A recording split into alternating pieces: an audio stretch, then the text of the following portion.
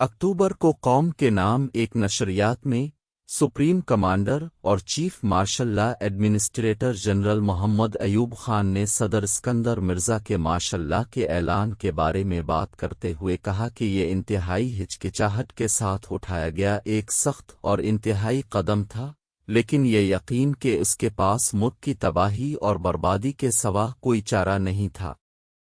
General Ayub Khan نے خود غرض سیاست دانوں پر تنقید کی جنہوں نے ملک کو تباہ کیا ذاتی فائدے کے لیے اسے بیچنے کی کوشش کی، اور کہا کہ ان کا مقصد خود پسندی یا اقتدار کی پیاس کے سوا کچھ نہیں۔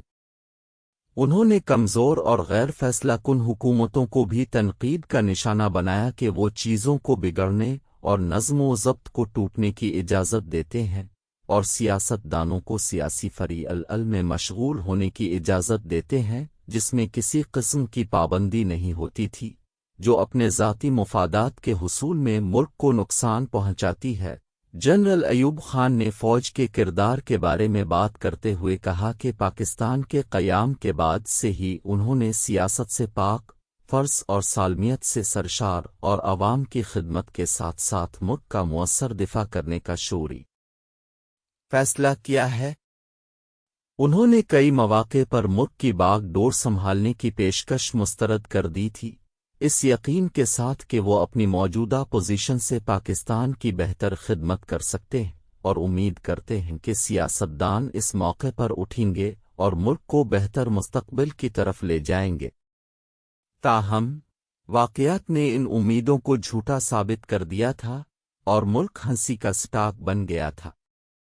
انہوں نے کہا کہ مارشل لا کے ضوابط پر عمل درآمد کیا جائے گا تاکہ افسران میں بددیانتی، نااہلی، رشوت ستانی، بدعنوانی، ذخیرہ اندوزی، سمگلنگ اور دیگر سماج مخالف اور ریاست مخالف سرگرمیوں جیسے مسائل کو حل کیا جا سکے۔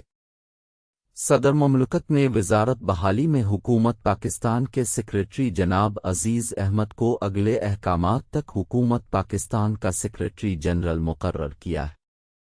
ایک پریس نوٹس کے مطابق صدر مملکت نے عزیز احمد کو اگلے احکامات تک deputy chief martial law administrator بھی مقرر کر دیا ہے۔